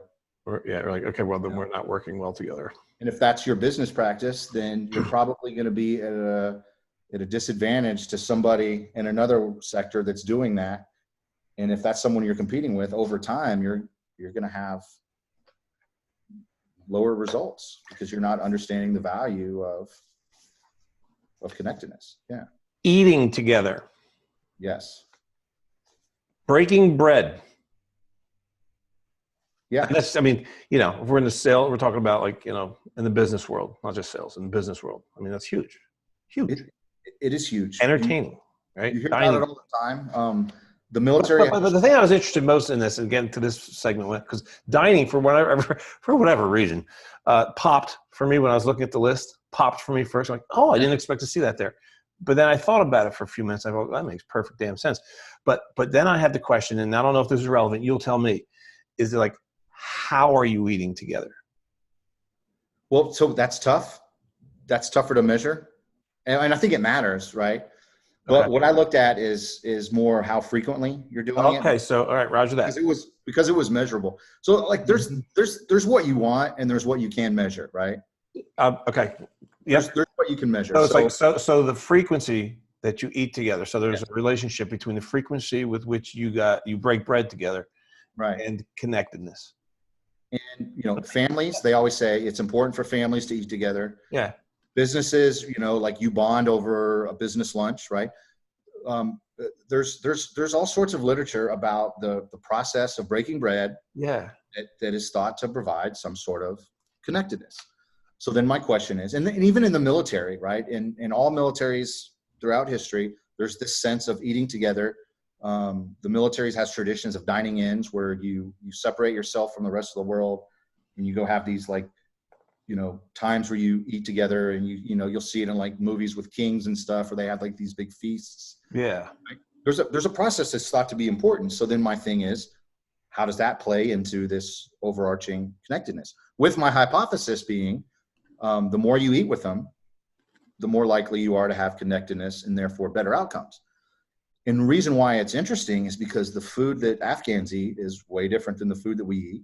Mm. The way they prepare food is different. It's very different. Some people have a hard time with overcoming food prejudices, right? Like not everybody's excited about going to Japan and eating sushi. Some people are like, I'm not going to do it. Yeah. Right. And then some people embrace it. So that was part of the experience because that's something you do 2 or 3 times a day, right? Yeah. So I assume you used Bizarre Foods with Andrew Zimmern as a training tool for that? Not even a little bit, but Well, I'm gonna have to check it out and include it. Swing and a miss right there. I'm gonna include it later. Now I've had to eat Because it's a cool though. I mean, the guy goes around the world and eats weird shit. Well, he does. So at one point when I was a brand new Green Beret, I found myself in Thailand in a guerrilla base, training like Thai farmers that were role players for how a Green Beret or how a guerrilla fight would go in Thailand. So this was a training exercise, but you still have to live with Thai farmers that spoke no English whatsoever. And there was maybe one guy on my team that spoke Thai, and you're just there and you just have to figure it out. But one thing you do spend time doing every day is eating. And there's only so much food you can carry on your back, right? So when you're introducing yourself into this situation where you're out in the Thai jungle, there's only so much food you can carry. And once that food is out, you are eating what they're eating. Yeah. And So like, what's the weirdest thing you ever ate? you're going to see some things. So they would cook lizards and snakes No. whole. Yeah. So you would just pick up a lizard and it's just like black and it's all like fully lizard, and they would just eat it like a yeah. Full lizard. Yeah, or a full snake. Wait, and did you eat it? Yeah, I mean, there's only so much you can do. Yeah. Okay. Did you like it? It's like eating burnt wood. Yeah. So no. But you do it. Yeah. Well, And everybody has their choice, right? The captain is usually expected to be more integrated because he's the leader. and you were that guy. Yeah. So sometimes the sergeants are So you're like, going, yeah, that's your business, right? Like, hey, you're the one that has to do that. I'm going to sit back here and eat this peanut butter from a. yeah, right. Enjoy your lead. But, yeah, there were some interesting things that Thais would eat, especially when you're talking about getting away from Thai food in a restaurant, which is amazing, even in Thailand, right? Street food's amazing, but I'm talking about jungle food, right? Yeah, jungle food. Kind of survival food. So snakes, they'd cook a snake whole and just break it up into little pieces, and then you have this little piece of snake, and sometimes they would have like plastic bags full of live locusts. Oh, yummy! And they would eat those like popcorn. Live. Yeah, they're live. So the bag's kind of humming. That's how they do it. Yeah. So you eat a little bit of that. Then you have to eat the food the way that they prepare it. So, like even in America, when you ask for Thai hot food, they usually won't give it to you because they're very, very. They know that you have no idea. They're very adapted to eating hot food. Like it's a skill. Like a Sherpa's adapted to living at high altitude. Gotcha. Thais are adapted to hot food. Okay. And so even if you ask for Thai hot, they'll give you like American hot. Right. And it'll still blow your mind. Over mild. But when we were there, right? Yeah, you had to eat like the way they did. And so it's so like I remember one point I'm over there dying and my guys are laughing, they're laughing at me.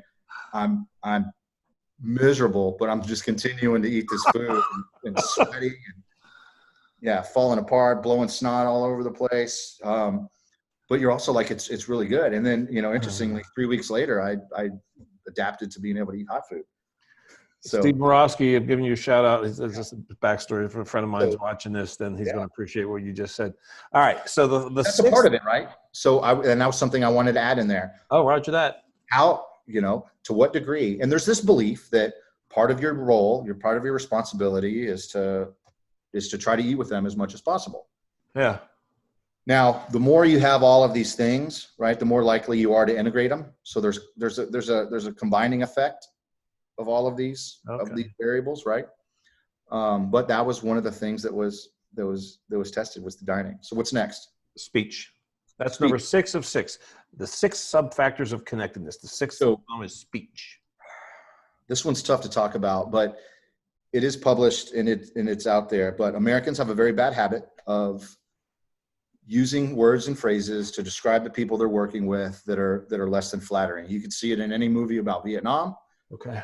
And the same holds anywhere. Yeah.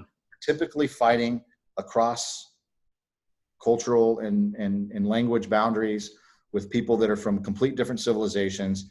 And we tend to come from the advantaged civilization and we tend to look down on them, right? So you have working class people in the military, they come there and suddenly they're in a position where it's easy for Americans to start feeling like you're better than them. And there's all sorts of things that you could say to use disparaging phrases about the folks that you're trying to lead. And that's a vocal recognition that they are not equal to you, right? This is a conversation that's going on within the boundaries of our country right now. 100%. To what degree is that tolerated, right? Right. There's guys that are I have recently, I should say like that, I'm just saying, I have learned recently about my own level of unaware prejudice. Absolutely. through conversations I've been having with friends who are multicultural, in response to the social injustices that are going on Sure. in our country now, which And is the there's a same guy that exact subject. It's just, where's the boundary? It's like, this is happening. there's a guy that doesn't say those words, but he doesn't say anything about it. Yeah. When people say inappropriate things or use that kind of language, Yeah. there's some people Right. that are, there's some people that participate. There's some people that don't, but they still. We're not doing anything to address that. So what is the, all right. So in terms of like becoming sensitized intelligently, right? Again, with the primary intent of being more successful, not even being more compassionate. That's not a problem, but that's not like the reason, right? We're talking about effectiveness here. Connectedness is going to bring greater results at the end.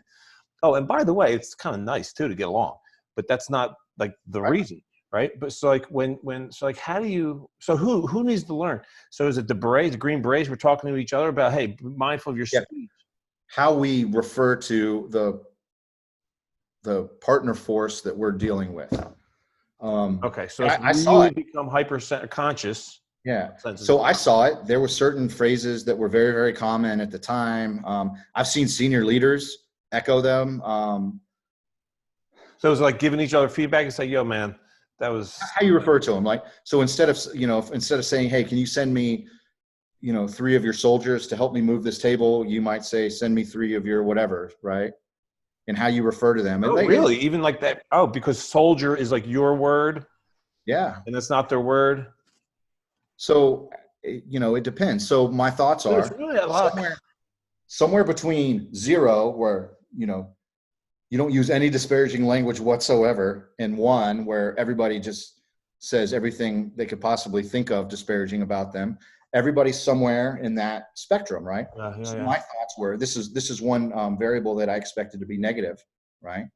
To where the more disparaging language you use, the less your connectedness should be, and therefore the lower your outcomes are. Yeah. Yeah. And you're right. You said at one point during this conversation that like, this isn't necessarily earth shattering. Right. When you hear that, like, duh. Yeah. It was like, whoa, don't duh that. Like, look at you. But everybody does it. Every organization has it, right? Any organization you go to in the military, we always like, hey, we have all these mixed gender and mixed race companies, right? Yeah. And in there's like good natured ribbing and all of that stuff. And then everybody says, oh, it's fine, right? But I'm going, well, is it? To what degree does the results of this investigation show whether or not it is fine or whether it is disharmony, even if they don't necessarily understand what you're saying? But the more that you use it, my thoughts were there should be some sort of effect. If you lack respect for the people that you're trying to connect with, right, that's going to be a barrier for connection. If that manifests itself in language that comes with verbal and nonverbal communication, then to what degree are they going to be able to see it? And then I also use like a Likert scale kind of methodology to say, okay, you can not do it and not let anybody else do it, but everybody still does it anyways, right? Or you could do it, or you could not do it and not let anybody else do it, and they actually don't do it because you told them to, right? I was able to kind of scale it so that my hope was that anybody's particular case would fit any one of those responses. And then I was very concerned that asking that question, I'm actually asking people to say something kind of negative about their performance in combat. So I had to be very careful how I phrased it because, if you ask people, do you talk shit about your Afghans? They're going to be like, no. So I had to ask it in a way too, where they didn't really know what I was getting at, so that they would be honest. They don't know the right answer. Yeah. So if they know what, and that's the thing, you know what I'm trying to get at, right? Yeah. As a researcher, you're going to tend to tell me what I want to hear. And then that biases my response and we don't learn anything. So that was one of the things that I had to be very careful of. And so I was afraid out of all of my answers that there wouldn't be any variation in the answers, that like all of my results, pretty much nobody would admit it. But when I finally got the results and I looked at it, I had almost equal representation across all the results of those particular questions. That's cool. Which was fantastic. And so my idea, right, to keep it simple, because it's one thing to have very, very complex math models in research, but it's another when the math gets so far advanced that nobody can really read it. Yeah. Right. So then you're not right. So I wanted to have some math in there because I wanted to demonstrate some empirical and statistical tools that can evaluate, like to convert reality into math so we can see some things and compare. But I didn't want to make it overly empirical to where a fellow Green Beret would not want to read it. Right. Right. To where you wouldn't look at it and go, this is still interesting. So essentially what I said was the combination of those 6 factors is a measure of overall connectedness. Every single person that took my survey would have demonstrated some level of all of those behaviors. And then they would also have some level of outcome. And I did the same process for the outcomes. And so when I was talking about this in class, this is an interesting conversation. I was briefing this in class, and in my cohort, I finished my dissertation like one of the top 2. I was really fast. And that's because oh, wow. Yeah, I was really fast, and I had doctoral training before from my other program, so I was moving fast. So I'm talking about dissertation stuff when a lot of my classmates weren't really ready for that yet. And so when I was briefing this, and I was talking about that, and one of the fellow students, he was like, "Joe, when are you going to interview the Afghans?" And I said, I'm not going to interview the Afghans. And he's like, well, how are you going to know how effective your connectiveness was at the outcome if you don't interview the Afghans? And I was like, that is a legitimate question, right? Yeah. So this particular student is a police chief. Like that's his day job, right? He's a police chief. So I was like, okay, think about you as a police chief, and you have some sort of gang problem in your area, right? And I write a book about how to deal with street gangs, right? I write a book, you come to my seminar, you buy all of my stuff, and you put on your own training, and you train your police officers to use the Dr. Joe Long method for dealing with street gangs, right? And I said, now I come back a year later, and I walk around, and you take me on a tour, and you show me the stats, and you're like, holy cow, you know, we had all of these street gang arrests last year and years before, and now after using your techniques, now we have fewer arrests. And I said, now, if that were true, would you give a shit what the street gangs thought about it? And he was like, no. And I was like, you wouldn't. It doesn't matter. It doesn't matter whether they like it or not. What matters is, does it lead to an acceptable outcome for you as an operating Green Beret, right? Because they can like it or not like it, and you can still have negative outcomes. Because what are you looking at for the outcomes? We're talking about well, you're there to serve them. But so think about this. I don't know that that's accurate. Somebody was asking me the other day, how'd you come up with how'd you come up with the outcomes? And I was like, well, it was a process of logic, right? So if you're working with Afghans, like off the top of your head, what's the worst thing they could do to you? Kill you. That's pretty bad, right? So if they're killing you, and that is, we're seeing that that's happened in the last 20 years, that's happened quite a bit, where Green Berets have been killed by their own guys that they're trying to lead. So that's bad, and you can measure that, right? You can say that they attacked us once, twice, you know, every day, never, right? There's ways that you can kind of measure that. So I was like, okay, that's the worst thing that they could possibly do. And then I just kind of tiered it. So like, what's the next worst thing they could do? And so on. And I just kind of walked it through a logical step to where everybody's experience would fall into one of those 6 or 7 outcomes. Roger that. Yeah. Right on, man. Well, a couple last things. One is, can you say that in Indonesian? No. Okay. I'm terrible at Indonesian. I ended up becoming better at speaking Thai. Oh, like I said, from spending a lot of time in Thailand. So Okay. And then I spoke French from before. So Are there any good Thai restaurants near you in Tampa?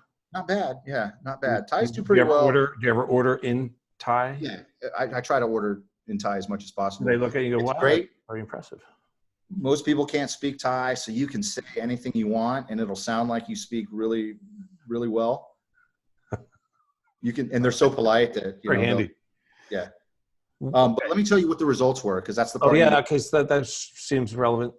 So not only did I get an overwhelming linear correlation between connectedness and outcome, right?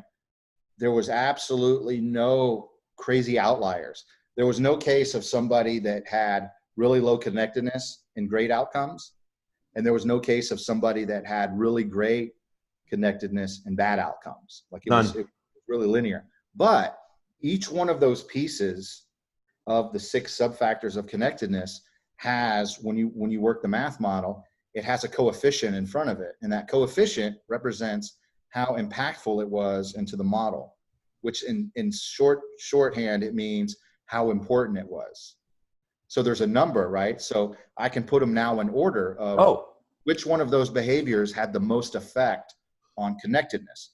So now I'm learning something, even if you go, no shit, connectedness leads to better outcomes. And now I can say, which one's more important? Which one mattered the most? And so this is what we found. The number one thing, right? Yeah. Was identity. Okay. Right? So doing activities that created a collective identity was positive and statistically significant. That meant that it mattered, right? Yep. The next one was the planning, integrating them in the planning process. Okay. Right? Then the next one was integration. Okay. And then, oh no, you know what? I was looking at them wrong. I gotta put them back in order because I was like, that's not right. That's the order that they were in. Yeah. So that's the order that I had them in the model. Yeah. So I got to put them back in order. So the number one thing was integration. Okay. How physically you integrated with them in your sleeping arrangements, right? Yep. Mm-hmm. Did you intermix the offices or did you leave them separate? Oh wow! All right, cool. That was very, very, very strongly and significantly correlated, right? Okay. So you can have the right correlation, but it's not significant. Like if I'm 5'10" and you're 5'10" and a half, we're essentially the same height. You're technically taller than me, but it doesn't really matter. Right. Yeah, not significant. Yeah.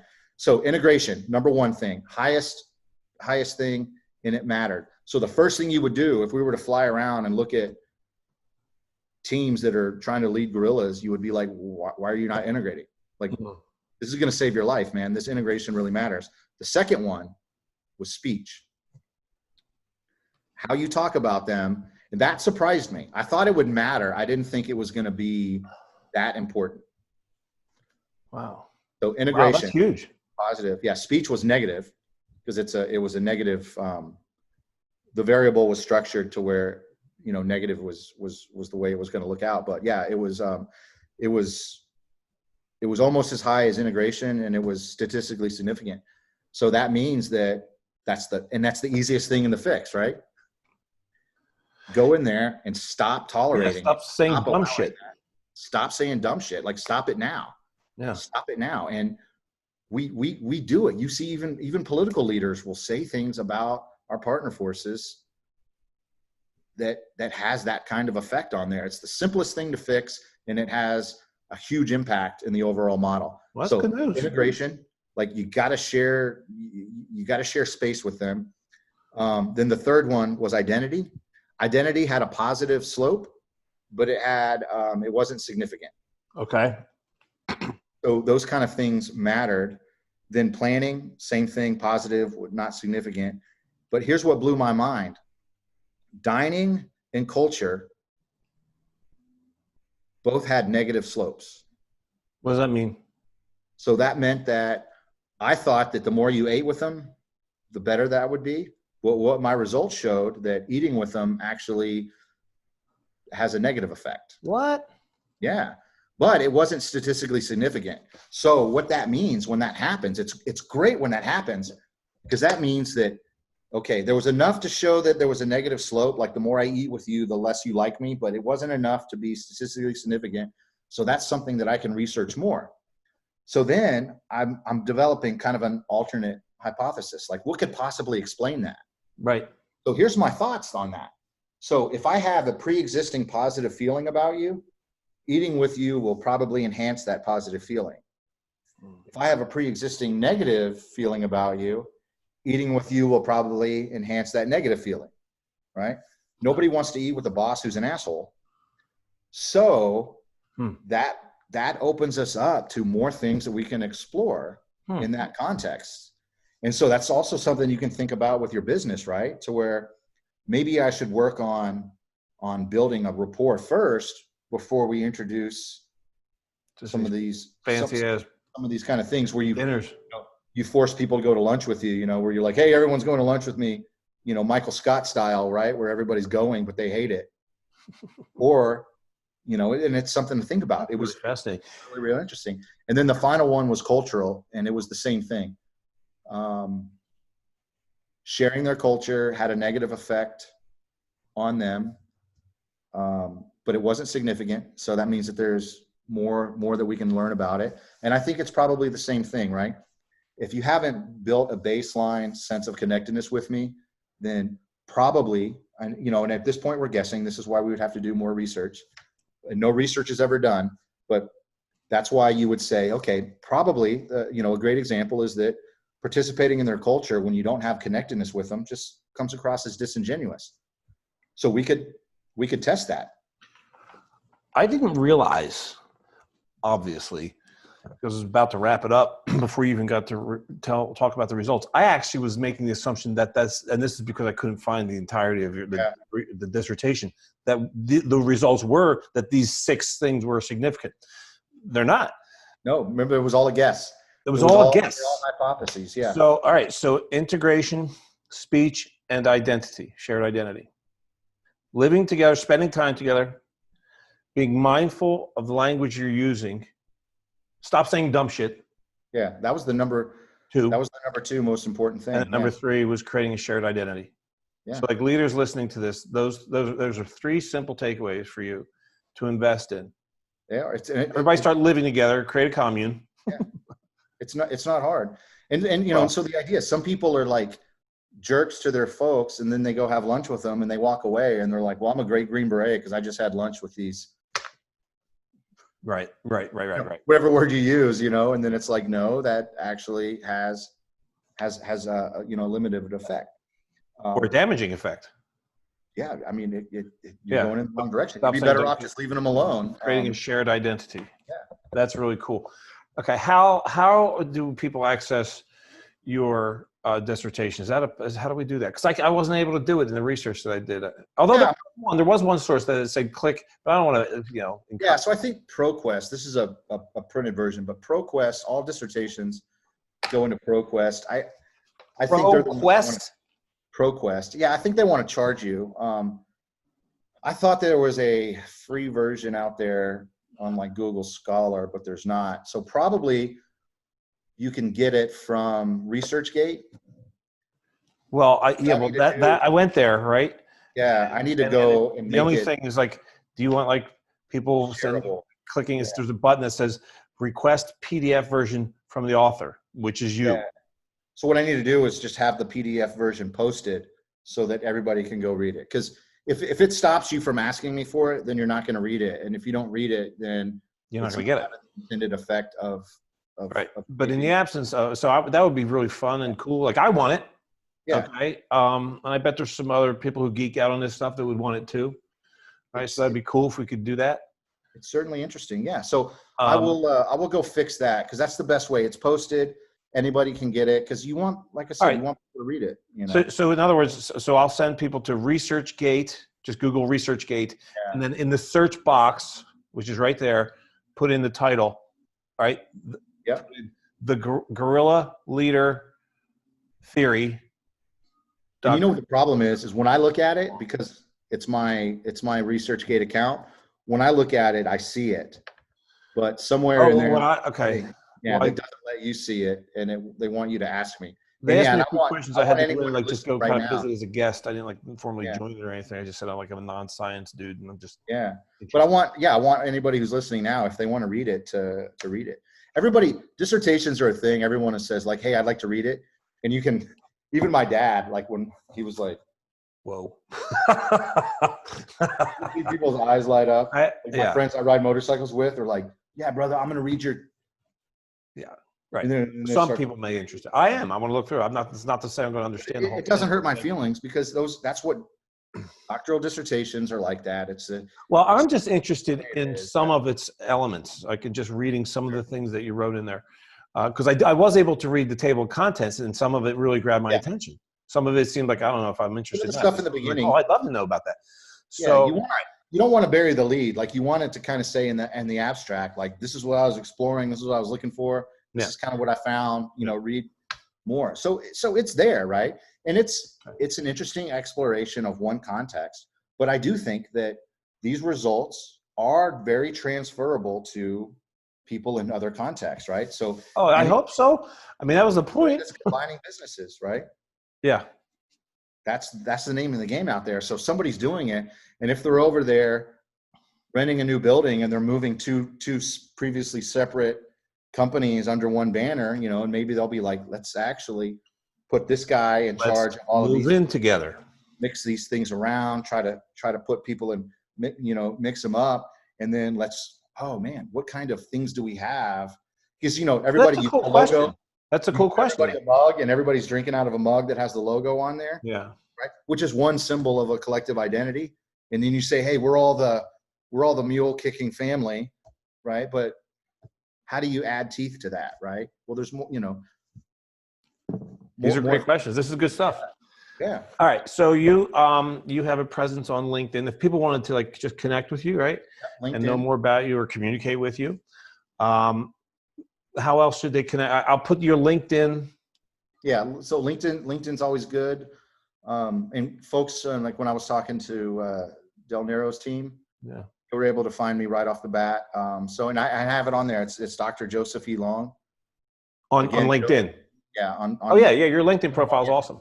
Yeah. So okay.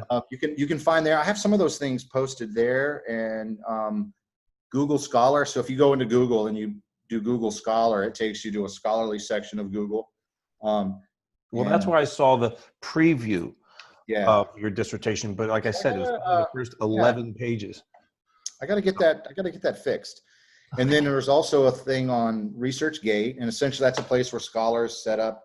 It's like Facebook for scholars. So you set up a thing, and you can see all of the stuff that I'm working on. And it's interesting because you get a chance to see how often people read your stuff and what they're interested in, and that right kind on. of. And I have other stuff on identity and different things. I've also done some interesting stuff with ethics, right? Because there's ethical implications of dealing with guerrilla forces. And so ethical models that you will learn in the Boy Scouts or anywhere else might be difficult to apply in this kind of context. But, we're not necessarily wanting our Green Berets to be Boy Scouts, but we don't want them to be over the top either. Yeah. So how do you find that good middle ground where everybody's comfortable with, hey, we get it, you guys have to be a little bit outside of bounds, but we also don't, So I'm trying to help us as a culture try to understand how to. I want to say thank you for two things. One is obviously for making this time. You, by the way, you of all the Tough Talks episodes, you're the longest. This is nice. The one we've ever done. Hopefully you'll get like one download. It'll be like my mom. Yeah. I think we're going to get the person to listen to the whole thing. Like, we'll get some. Hopefully it's and interesting. the other thing I want to thank you for is for your research, because I hate doing research. Yeah. I love learning from the work you do in the research. So thank you for that, because this is cool. I'm going to use this stuff in my coaching with leaders. And I'm going to refer them to this conversation, at least the segments of it, right? Like especially the very end when we talk about those are the three, the significant results. Right? So, and I love it and have them translate. Okay, so given that, how can I get better at integration, speech, and creating shared identity? How can I inspire my people to get better at that? I think easy is just talking about it, showing them that it actually has has the effect. Right. Because if you don't, And that's simple. These are three things. It's not complex. Let's just pay yeah. some attention to it. Let's put some investment in it. Let's get better at it and watch our results. And so here's the thing, right? Sometimes corporations for a long time have had like awareness training or cultural sensitivity training, right? We've been big on that in the government for a long time. And just recently, like coming out of the White House, they were like, we're going to stop doing that. We're wasting money on this kind of training. And all the government agencies were getting things that were like, stop right now. There's not going to be any of this training. And as a leadership coach, who's also a researcher, I was going, oh man, like you don't realize, like you think it's a waste of money because you don't realize how important it is. Right. That a bunch of people coming from all over the country, right? And we're different colors, but we're also from different places. You know, when you're in the Army and you see the kids from Georgia sitting around from the kids from New York, and they've never seen each other before, you know, and they're like you talk funny, you know, it's interesting to see, like there's a big country out there and we're all coming together in working in government or working in these multinational corporations. And then you're adding people from other countries, right? I love sitting on Del Nero's thing, and now my audience is people from all over the world. There's people that are like up at 3 in the morning. That's the second time, just so people know, you're referencing our mutual friend, David Del Nero, who introduced us, who works at a company called Clary. Business and said that he was like kind of like growing up. I don't remember the language he used, but he was like very proud to say that he was kind of like the big man. Like he was kind of like your mentor, and he was like push you, and he said he'd push you around. But he also was my best friend's older brother. So there was that dynamic. So, you know, you're hanging around their house a lot. Like my family situation kind of sucked. So I was hanging out at their house all the time. So he's the big brother. And so I was like another little brother. So he would say, yeah, I'd push him around a little bit. And he said, he followed that up immediately with, and I would never lay a fucking finger on him now. Yeah. Which I believe. Just a great dude, like highly charismatic at such a young age. It was fantastic to watch a guy like that. And then to see him grow into this well, I can't wait for him to listen to this and hear his response. I'm sure he'll be sharing. But that's the thing. And you know, when we first started talking, he was like, my sales team are like the special forces of sales. And because at first I was like, what do I know about sales? And I was like, when he said that, I was like, you know what? Yeah, I got it.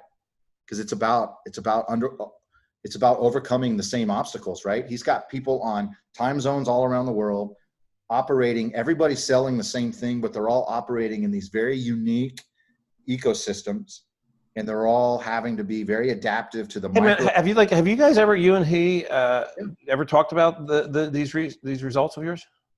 I don't think we've really gotten into this specifically, but this is one of the reasons why I was Del Nero, get with your boy. He's going to teach you some stuff. All right.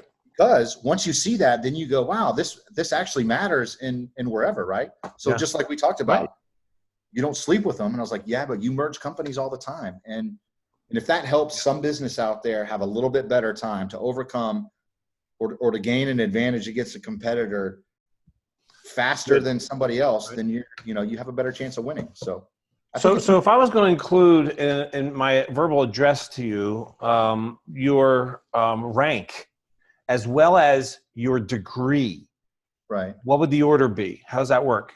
So since I'm retired, so now I'm a retired lieutenant colonel. Retired Lieutenant Colonel Dr. Joseph E. Long. Yeah, that's a mouthful, but it's also, you know what, that's a mouthful is indication that you've done some work there. One of the things that I do now, though, and so when I speak at seminars and stuff like that, especially when you're working with the military, I asked them to stop putting my rank down, because I was like, I'm not here to talk as a retired special forces officer. I'm here to talk as a researcher. Oh. Right. So sometimes if I'm talking, so yeah, I've started going to that just to kind of shape the audience, because you're also sitting around with people that are of varying different levels of success. Right. So the last time I spoke at one, I'm coming on the heels of a 3-star general. And general officers by nature are just insanely smart, highly. I mean, they're like CEOs, right? In charge of insane amounts of people. And I'm coming on the heels of that. And then, so I'm much lower ranking than him for that. But I was like, hey man, at this point, rank isn't important. What I want you to do is listen to me as an expert researcher in this field. And my It's still a cool credibility comes from the fact that I was a Green Beret officer, but the actual model that I'm presenting is something that nobody else knows, and they shouldn't know because I'm presenting something new. And so it's hard. Man. It is hard to invent something new in a world where everybody has experience and they think they know. Just like if you were to sit down with a bunch of football coaches and say, I have this new play, and they would be like, what makes you think you know more about football than I know? And you'd be like, but that's what I do. I've done a little bit of research. I do. I got to tell you, man, your passion is unreal. And I really appreciate it. Seriously, man, it's been so fun rapping with you, dude. Yeah, this is really so easy. I mean, it's so obvious how passionate you are about the work that you do. And thanks for sharing it, man. Thanks for sharing it with me and with my Tough Talks tribe. I really appreciate it. Yeah, hopefully it was helpful.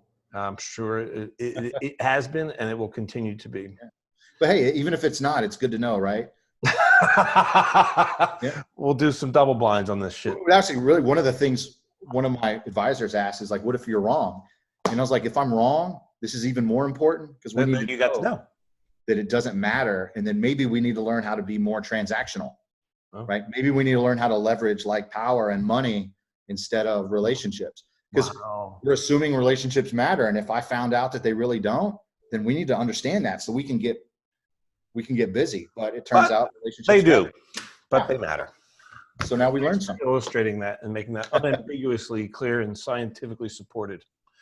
I'm going to reference you now because I do a lot of talks on this shit, and it will be useful for me to be able to reference this, to use this recording as an additional reference and tool in my work with leaders to support some of the stuff that I learned from my mentor, who I mentioned earlier, and other leaders on the importance of connectedness. So it's a shame he couldn't be here because it would have been interesting to see what. No doubt, man. Thoughts, yeah. No doubt. I'm really hopeful about the younger generation too, because the way that they connect is different. And I think in the next decade or so, we're going to start seeing some interesting changes in the way human beings connect. And I think it's for the better. The younger generations get a lot of criticism, but I think we're going to see that they're a lot stronger and more resilient because of their connectedness. Wow. Okay. Right on. All right. Hypothesis announced. Right on. Cool, man. Thank you, brother. Really, really appreciate all your time. Thanks for having me. It's been a pleasure. I'm like visualizing here, him after some training, right? The Green Beret training, which of course has got to be hardcore intense. I did a little bit of research on that.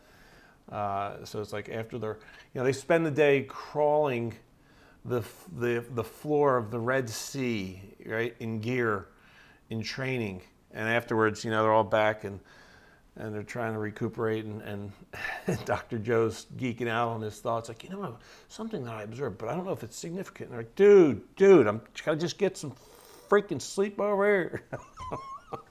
The guy's so smart. I love that. I love having conversations like that. Obviously, because I know you saw me. There was only about 98 times where I attempted to redirect for the sake of time sensitivity, but he would have no part of that. Sorry, Bob. So it's a long one, but it's a longy but a goodie. So, wow, how about that? A lot of learning there. And I'm really excited, for those of you who are leaders. So the significant, I'm a little disappointed that dining wasn't significant. I'm a little upset about that, I got to admit. But, the ones that we're integrating, like living together, he means it literally, and our application in the business world is how do we live together more? How do, kind of figuratively, but logistically, maybe, not living in the same house, but how do we as companies, now as partners, right, as service providers and customers, how do we live better together, right? And then let's stop saying dumb shit. And number two, and then the third one is how do we create shared identity? And that, the example he gave was pretty cool, of creating a logo, a mutual logo that people can share. And I'm sure there are a million other ways to do that.